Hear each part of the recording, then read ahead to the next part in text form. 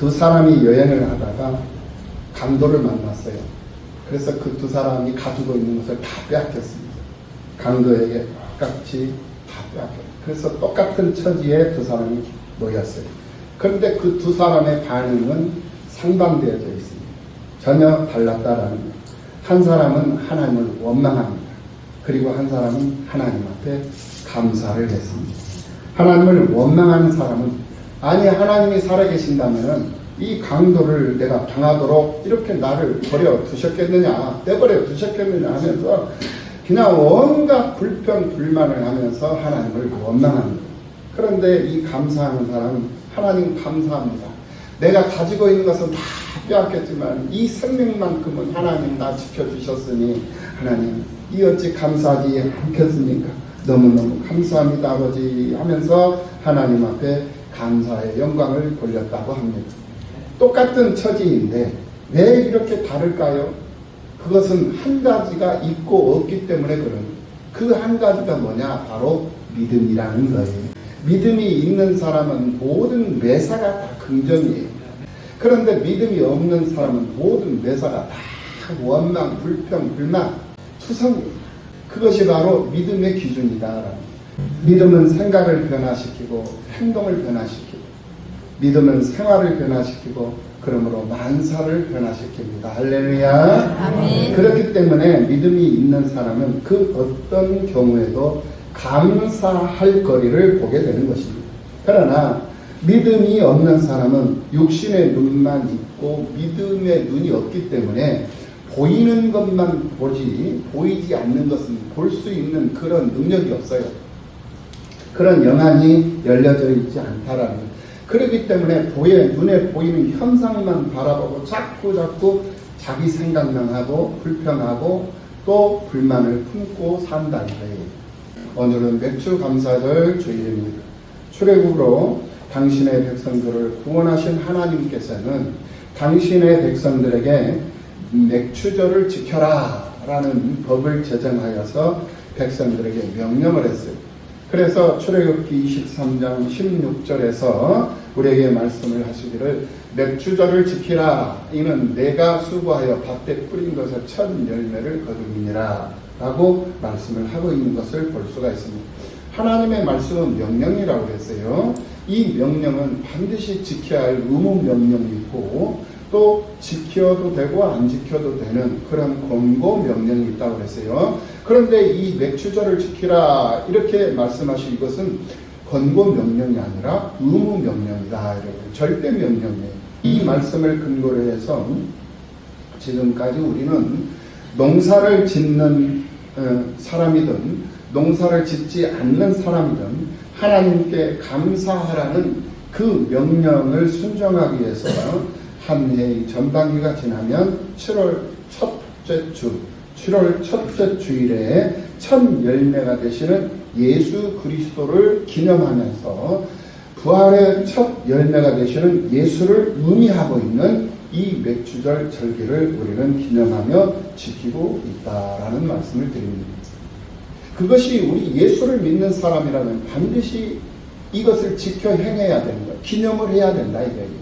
그러니까 맥주절도 예수님을 의미하는 것이고 성탄절도 예수님을 의미하는 것이고 그리고 또 수장절을 지키라고 했죠. 이 수장절이라는 것은 거둘 수 저장할 장, 거두어서 저장한다. 이것은 추수감사절을 의미하는 거예요.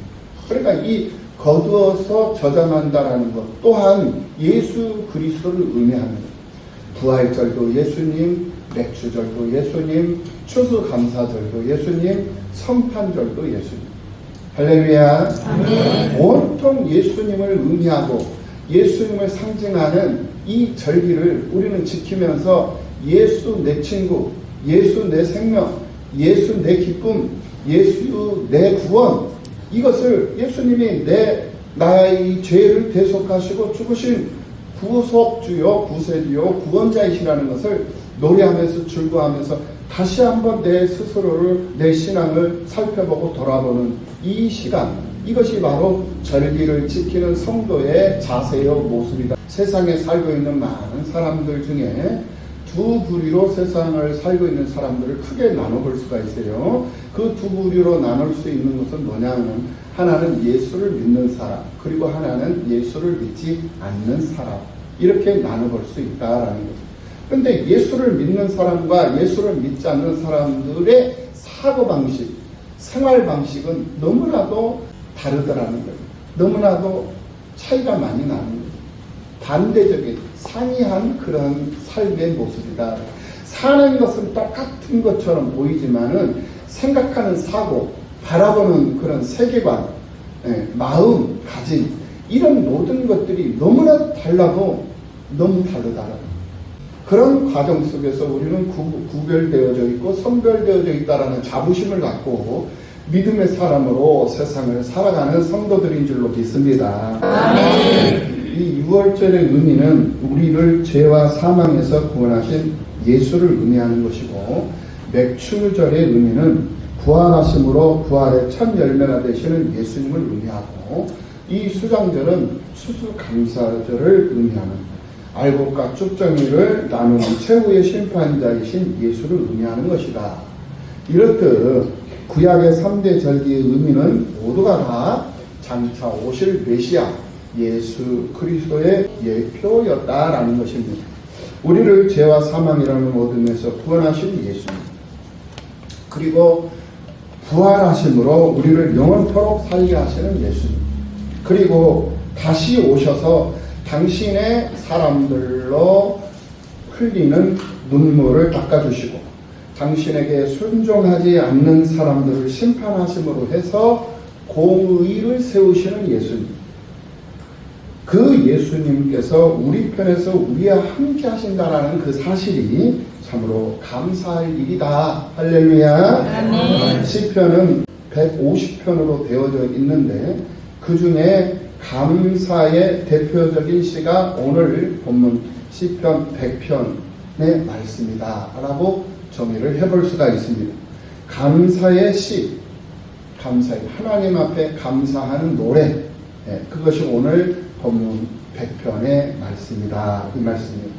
이 시를 쓴 사람은 그 속에 은혜가 넘치고 감사가 넘치고 있는 것을 볼 수가 있습니다. 그래서 그는 오늘 본문 1절 말씀에서 온 땅이여 여호와께 즐거운 찬송을 부를지어다 그랬습니다. 온 땅. 이 온 땅이 무엇입니까? 바로 하나님께서 창조하신 만물이에요. 하나님께서 창조하신 만물. 이 만물들이 하나님께 즐거운 찬송을 불러야 한다라는 거예요. 즐거운 찬송을 부르라라고 명령을 하고 있는 것을 볼 수가 있어요. 왜? 하나님께서 만들어 주셨고 하나님께서 창조해 주셨으니까. 그러면서 인생들을 향해서 기쁨으로 여호와를 섬기며 노래하면서 그 앞에 나아갈지어다 라고 말씀하고 있는 것을 볼 수가 있습니다. 내 속에 은혜와 감사가 넘치면 하늘 위에 떠있는 구름 한 점만 보아도 감사가 넘치게 되어져 있는 거예요. 길가에 핀 꽃 한 송이만 봐도 하나님의 그 솜씨를 노래하고 찬송하게 되어져 있다라는 거예요. 내가 살아있는 것 그 자체만으로도 우리는 하나님 앞에 감사의 조건이 되는 것이고, 내가 하나님의 자녀로 구별되고 선별된 그 자체만으로도 나는 하나님을 즐거워할 수밖에 없고 하나님 앞에 감사하지 않을 수가 없다라는 거예요. 하나님은 나를 내버려 두시지 않으셨어요. 이 전 세계 인구가 이제 80억을 이제 밑돌고 있는 그러한 상황 가운데 있는데, 그 80억 인구 중에 80억이라는 숫자는 어마어마한 숫자입니다. 그 숫자 속에 나라는 이 존재를 하나님께서 주목하고 있다는 이 사실이 얼마나 영광스러운 일이라, 이거를 우리는 생각하고 세상을 살아야 된다는 거예요. 너무 그냥 세상 분주하고 바쁜 일에 쫓기면서 세상을 살다 보니까 하나님을 생각하고 하나님을 바라볼 수 있는, 하나님을 기대할 수 있는 그런 시간적 여유가 없이 그냥 지나가 버리는 거예요. 그런 삶을 살다 보니까 하나님의 사람으로 구별되어져 있음에도 불구하고, 하나님의 사람임에도 불구하고 하나님의 사람이 아닌 불신자들, 예수를 믿지 않는 사람들, 하나님을 모르는 사람들처럼 그들과 똑같은 모습으로 세상을 살아버리고 말더라는 거예요. 이것을 우리 하나님이 보고 오실 때, 이 모습을 보실 때 어찌 하나님께서 기뻐하시겠느냐. 이거를 우리가 오늘 7월 7일 주일 낮예배를 드리며 맥주절 절기를 지키면서 하나님 앞에서 다시 한번 스스로를 생각해보고 돌아봐야 하는 그런 과제요, 그런 숙제가 된다는 것을 우리가 깨달아야 될 줄로 믿습니다. 아멘. 그러므로 우리는 감사할 줄 아는 그런 믿음의 사람들로 부족함이 없는 삶을 살아야 된다. 나를 장로로 세워주셔서 감사, 나를 권사로 세워주셔서 감사, 나를 목사로 세워주셔서 감사. 어떻게 내가 감히 장로가 될 수가 있고 어떻게 내가 감히 목사의 길을 걸 수가 있고. 그런데 하나님께서 그 흠 많고 티 많고 죄 많은 허물 많은 나를 선별해 주시고 구별해 주셔서 목사로 기름 부어 주시고 장로로 기름 부어 주시고 권사로 기름 부어 주시고 이렇게 하나님 앞에 몸된 교회를 세울 수 있는 일에 전념을 하고 최선을 다해서 수고하며 애쓰며 고군분투하며 그러면서 삶을 믿음으로 살아갈 수 있는 그런 삶을 허락해 주셨다라는 이 사실이 얼마나 값진 것이고 얼마나 귀한 것이고 그렇기 때문에 우리는 감사해야 돼요. 그렇기 때문에 직분을 주셔서 감사하고 직책을 주셔서 감사하고 직분만 주셔도 감사한데 거기에 따라서 또 직책까지도 주신 피아노를 칠 수 있는 재능을 주시고 찬양대에서 노래를 주님을 노래하고 그 노래하는 그 가사에 모든 성도들이 은혜를 받고 감동을 받고 치유함을 얻고 회복을 얻을 수 있는 그런 은사를 하나님께서 나에게 허락해 주셔서 그런 하나님의 은혜를 생각하면 우리가 감사하지 않을 수가 없어요. 그래서 감사한 거 한 번 드리는 것이 아니라 날마다 주여 감사합니다, 주여 감사합니다 하면서 감사하고 감사의 연보도 드리고 구약의 백성들이 주의 성전을 찾을 때 빈손으로 찾지 않았어요. 너희는 빈손으로 내 앞에 나오지 말라고 그랬어요. 가난한 사람은 곡식, 가난한 사람은 곡식 한 주먹, 가난한 사람은 비둘기 한 마리, 그리고 조금 이렇게 중산층 좀 적당하게 삶의 형편이 되는 사람들은 순양과 순염소를 가지고 조금 부유한 사람들은 숫소를 가지고 이렇게 가지고 와서 하나님 앞에 제단에다가 드리면서 하나님께 영광을 돌렸던 그 이스라엘 백성들을 하나님은 축복하셨다. 하나님이 왜 그들을 주목하시고 왜 그들을 버리시지 아니하십니까?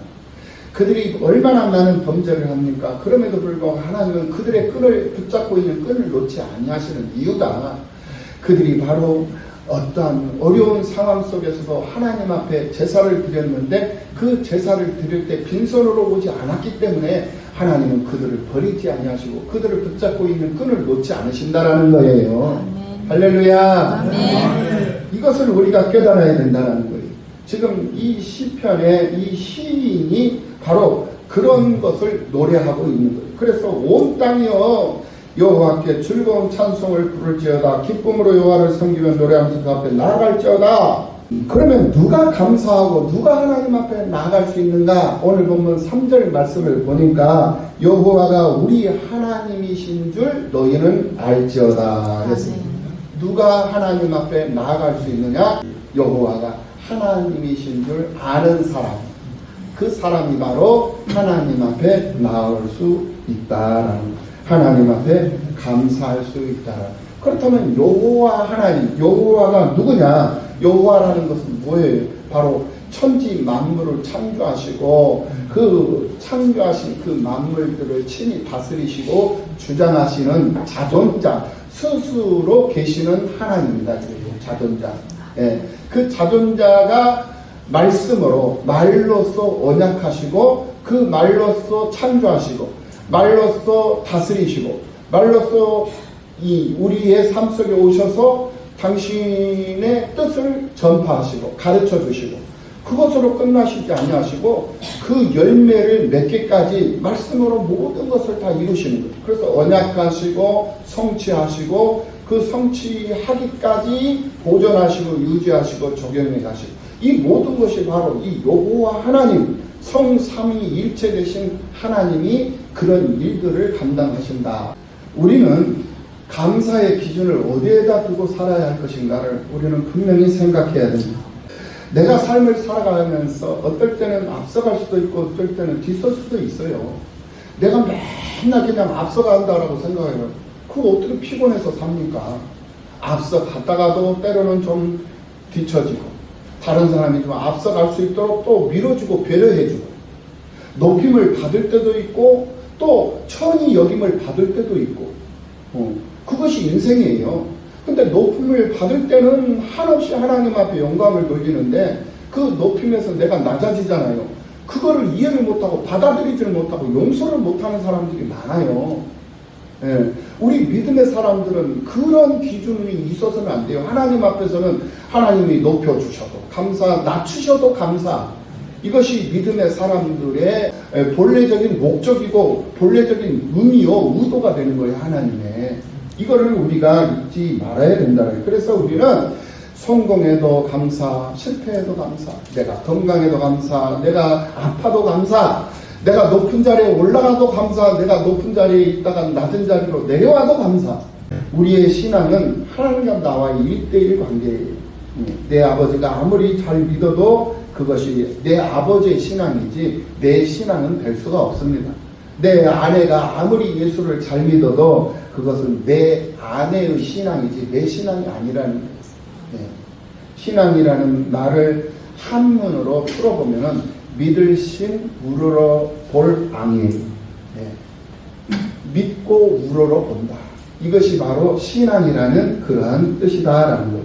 민수기를 보면은 이스라엘 백성들이 광야에 지나갈 때 하나님을 원망을 했습니다. 그래서 하나님께 그들이 벌을 받았습니다. 그때 어떤 벌을 받았냐면은 불뱀이 나와가지고 백성들을 물어버려요. 백성들을 다 물어뜯어요. 그래서 그 뱀에 물린 그 백성들이 독이 이제 퍼지니까 전부 다 죽어갔던 거예요. 그때 모세가 하나님께 기도를 합니다. 하나님, 이 백성들을 불쌍히 여기시고 긍휼히 여겨주셔서 이 백성들을 살려주십시오.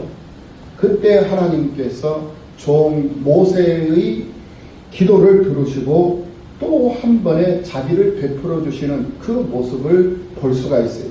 민수기 21장 8절 이하 9절 말씀에서 이 모습을 볼 수가 있습니다. 하나님께서 모세에게 이르시되 불뱀을 만들어 장대 위에 매달아 뱀에 물린 자마다 그 장대 위에 매달려 있는 노뱀을 보면 살리라. 그래서 이 모세가 노뱀을 만들어 가지고 장대 위에다가 매달아서 뱀에게 물린 자들이 이 노뱀을 쳐다보게 해요. 그런데 이 노뱀을 쳐다본 자들은 다 살아요.